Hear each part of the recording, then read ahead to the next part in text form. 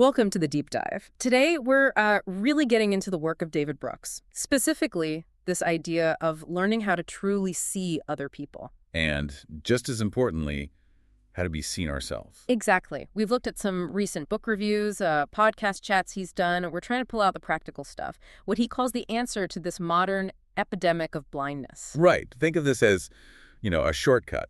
We're aiming to extract the actual skills, the mindset shifts. Brooks says we need to, deepen human connection. It's like finding the missing manual for social life today. And Brooks really raises the stakes here. He doesn't frame this as just, nice to have social skills. No, not at all. Yeah. He argues that the actual quality of our lives, the health of society itself, it all hinges on how we treat each other in those tiny everyday interactions. Those minute interactions, as he puts it. Yeah. His point is that our kind of inherited social tools just aren't good enough anymore for the complex, pluralistic world we're in. And we see the fallout from that, don't we? The stats are, frankly, quite shocking. They really are. I mean, consider this. One survey found 54% of Americans feel like no one really knows them well. Wow, more than half. More than half. Yeah. Feeling fundamentally unseen. Yeah. And it gets worse when you look at friendships. Yeah, I saw that. The number of people who say they have zero close personal friends, it's quadrupled. Quadrupled in recent decades. It's a massive shift towards isolation. And this isn't just making us lonely, it's making us unhappy. Absolutely.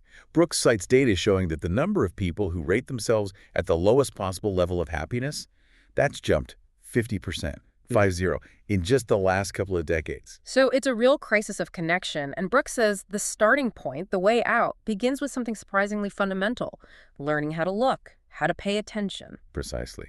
And he offers a framework for this, a really basic one, actually. The diminisher and the illuminator. Okay, let's unpack that. What's the key difference? What's the defining action or attitude? Well, it really boils down to how they approach complexity in another person. The diminisher, they reduce people. They flatten you out.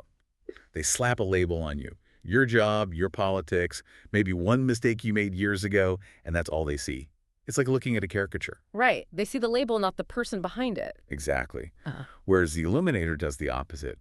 They seek to expand, to appreciate you and your fullness, your contradictions, your potential. They're the people who make you feel bigger, more seen. Yeah, that's a good way to put it.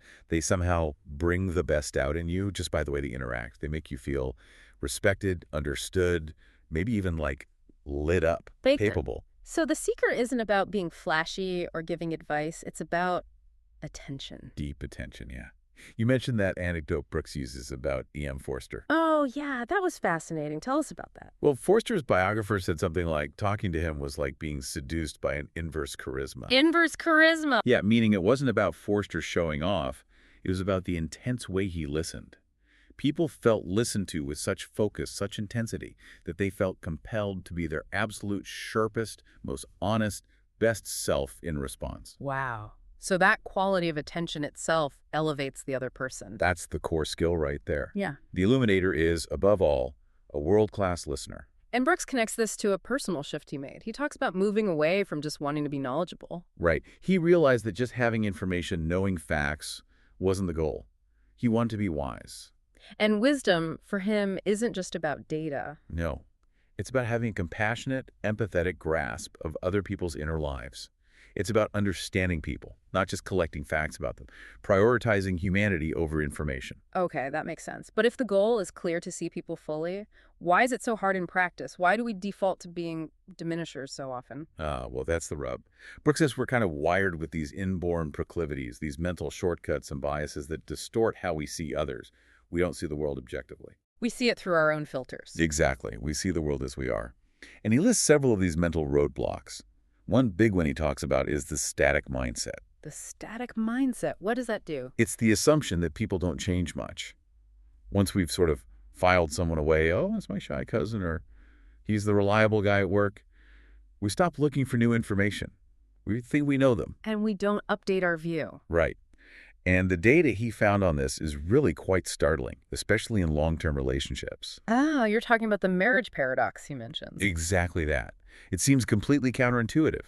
But studies show the longer couples are married, the less accurately they tend to read each other's current feelings or thoughts. Wait, really? Less accurately? Yes.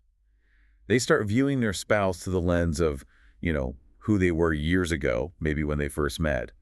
They rely on old data and miss the growth, the changes, the struggles that have happened since. That's actually kind of terrifying. You could be living with someone, but only seeing a version of them from the past because you stopped paying close enough attention. It highlights just how vital that constant reseeing, that updating really is. Okay, so static mindset is one roadblock. What else gets in the way? Another big one is what he calls naive realism, which often goes hand in hand with, well, plain old egotism. Naive realism meaning. It's the unconscious belief that the way I see the world is the way the world objectively is. My subjective experience feels like objective truth. Ah, okay, so if someone disagrees with me.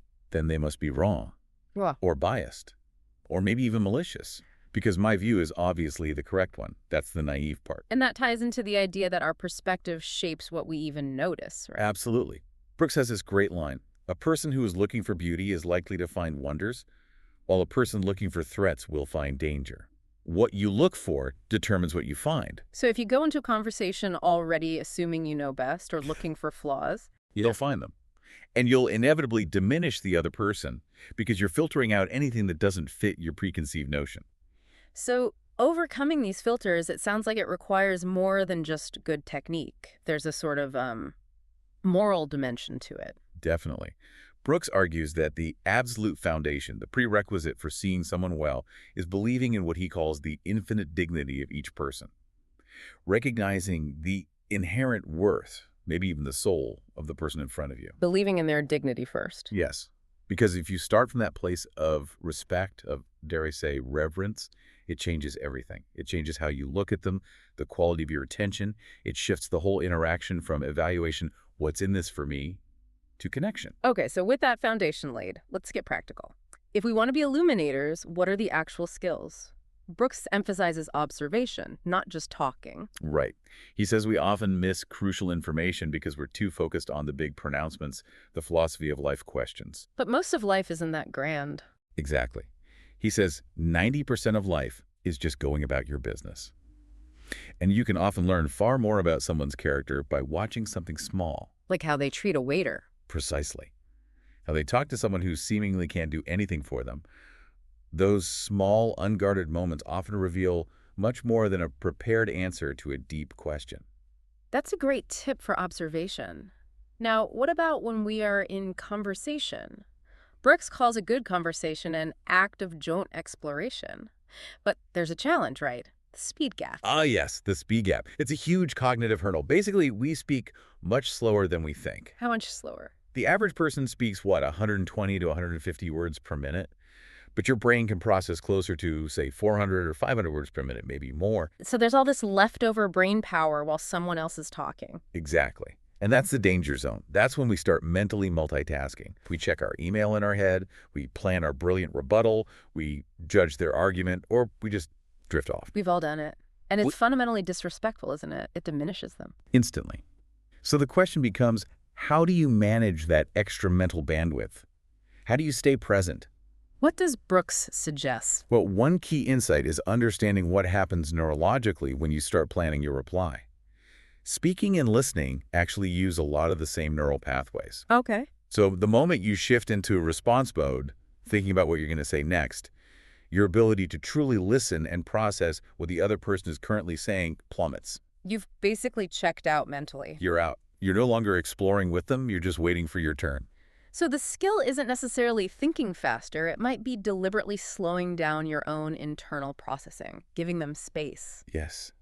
And remembering that sometimes people don't even know what they think until they say it out loud. Brooks points out, we can't understand personal truths until we hear ourselves say them.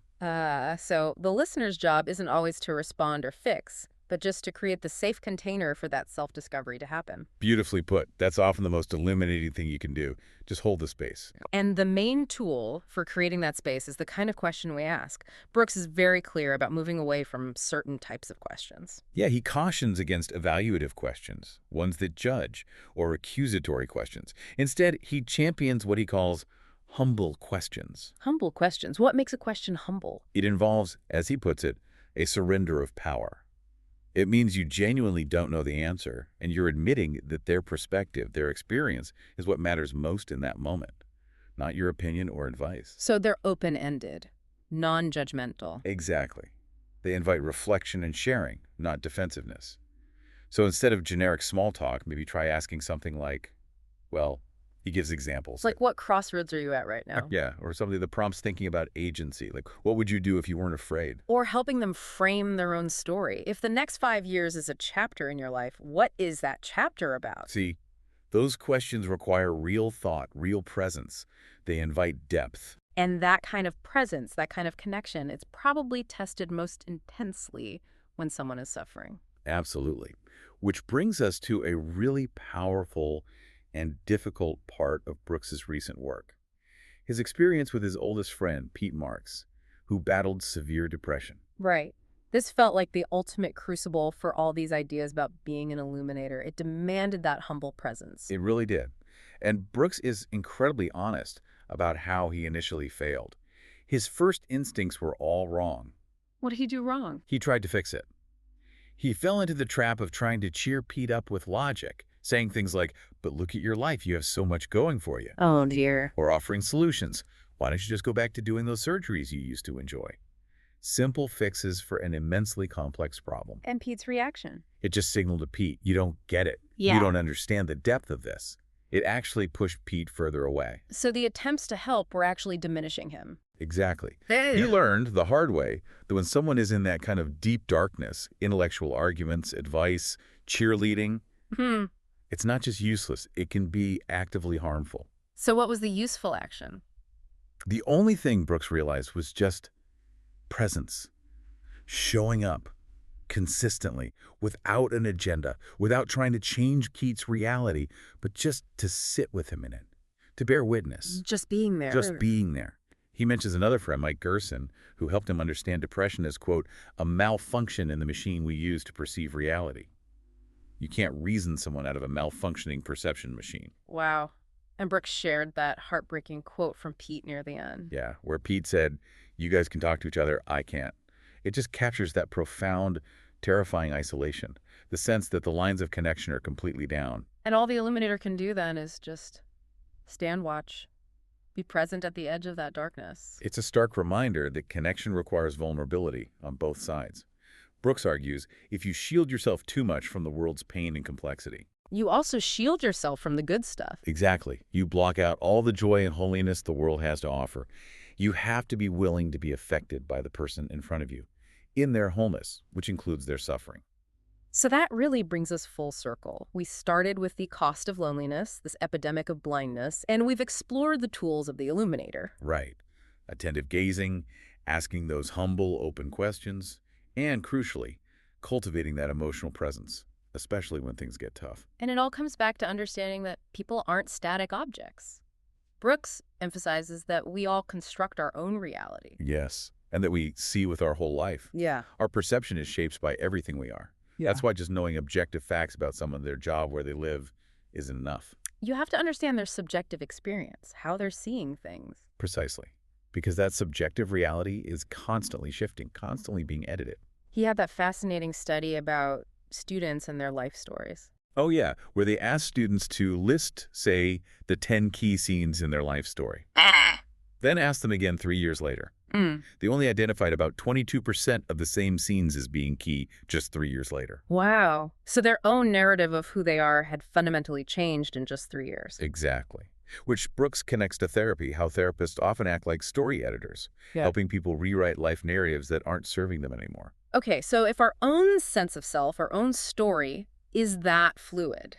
Imagine how much the person across from you has changed since you last really truly looked at them. We're constantly battling that static mindset, assuming we know people who are, in reality, evolving day by day. Which leads us to a final thought for you, the listener. If memory is this malleable thing, if our brains are constantly rewriting our own histories, like story editors constantly tweaking the script, how can we bring that same understanding of fluidity, of continuous creation to the people we interact with every day, especially the ones we think we know best? What surprising new chapters might they be writing in their lives right now? Chapters we're completely missing because we've stopped asking those humble questions. because we assume we already have the final draft. That challenge to keep seeing anew there seems like the lifetime's work of becoming an illuminator.